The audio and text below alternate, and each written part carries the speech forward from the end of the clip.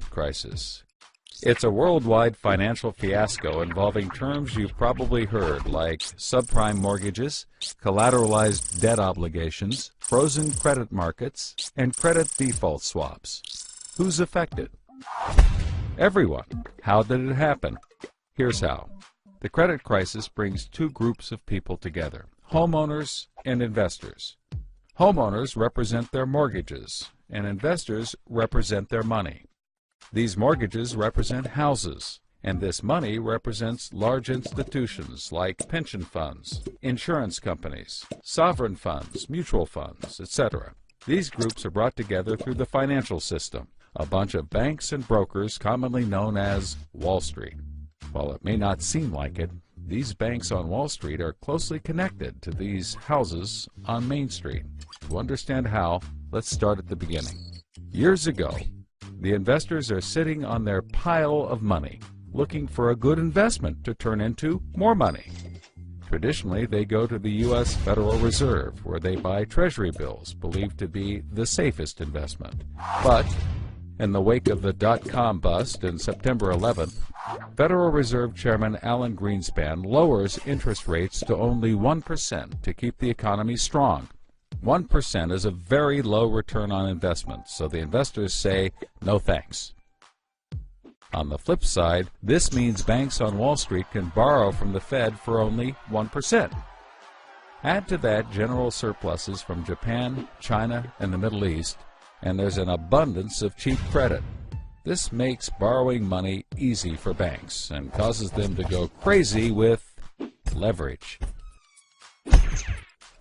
Leverage is borrowing money to amplify the outcome of a deal.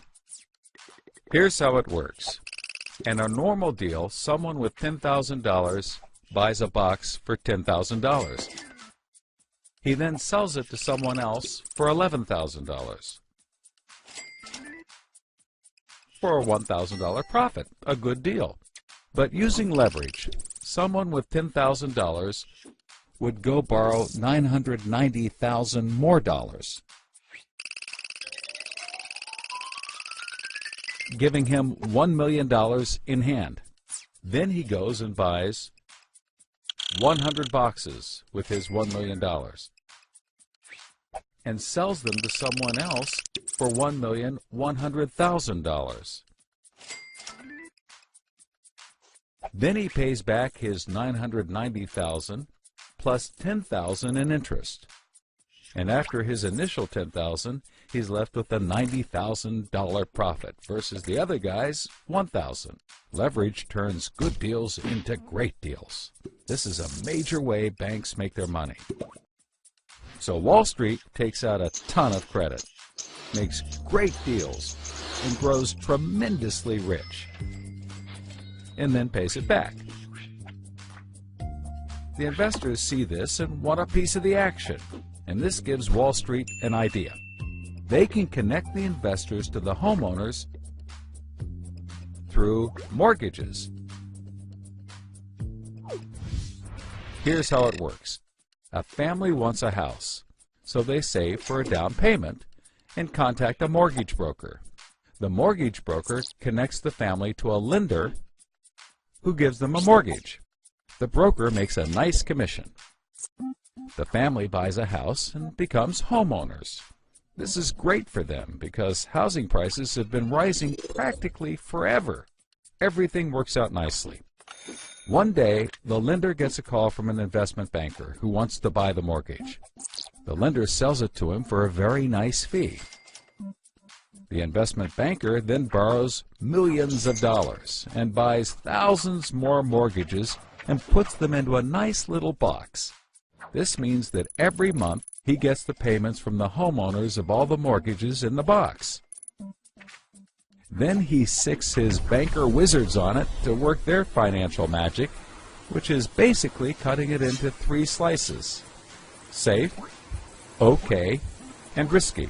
They pack the slices back up in the box and call it a collateralized debt obligation, or CDO. A CDO works like 3 cascading trays. As money comes in, the top tray fills first, then spills over into the middle, and whatever is left into the bottom. The money comes from homeowners paying off their mortgages. If some owners don't pay and default on their mortgage, less money comes in and the bottom tray may not get filled. This makes the bottom tray riskier and the top tray safer.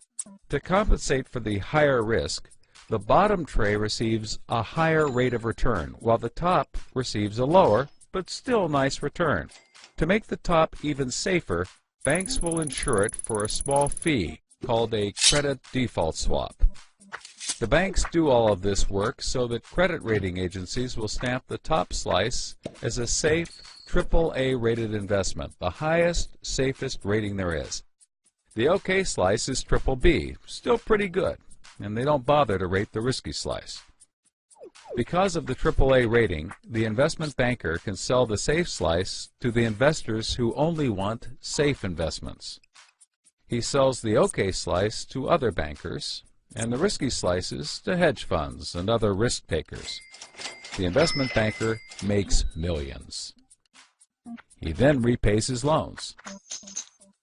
Finally, the investors have found a good investment for their money, much better than the 1% Treasury bills. They're so pleased they want more CDO slices. So the investment banker calls up the lender, wanting more mortgages. The lender calls up the broker for more homeowners, but the broker can't find anyone. Everyone that qualifies for a mortgage already has one, but they have an idea.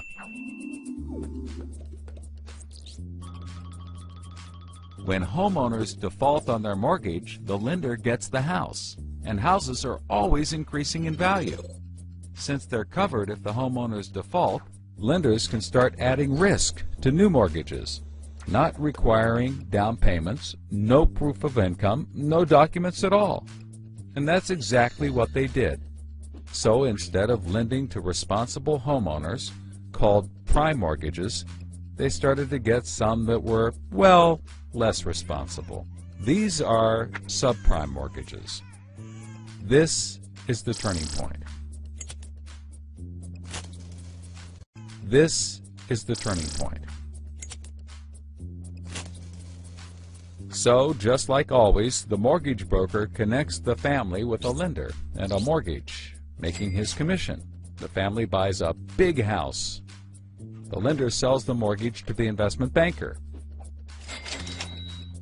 who turns it into a CDO and sells slices to the investors and others. This actually works out nicely for everyone and makes them all rich. No one was worried because as soon as they sold the mortgage to the next guy, it was his problem. If the homeowners were to default, they didn't care. They were selling off their risk to the next guy and making millions, like playing hot potato with a time bomb. Not surprisingly, the homeowners default on their mortgage, which at this moment is owned by the banker. This means he forecloses and one of his monthly payments turns into a house. No big deal. He puts it up for sale. But more and more of his monthly payments turn into houses. Now there are so many houses for sale on the market, creating more supply than there is demand, and housing prices aren't rising anymore. In fact, they plummet. This creates an interesting problem for homeowners still paying their mortgages. As all the houses in their neighborhood go up for sale, the value of their house goes down, and they start to wonder why they're paying back their $300,000 mortgage when the house is now worth only $90,000. They decide that it doesn't make sense to continue paying, even though they can afford to, and they walk away from their house. Default rates sweep the country, and prices plummet. Now the investment banker is basically holding a box full of worthless houses. He calls up his buddy the investor to sell his CDO, but the investor isn't stupid and says, no thanks. He knows that the stream of money isn't even a dribble anymore. The banker tries to sell to everyone, but nobody wants to buy his bomb. He's freaking out because he borrowed millions, sometimes billions of dollars to buy this bomb, and he can't pay it back. Whatever he tries, he can't get rid of it. But he's not the only one. The investors have already bought thousands of these bonds. The lender calls up trying to sell his mortgage, but the banker won't buy it, and the broker is out of work. The whole financial system is frozen, and things get dark.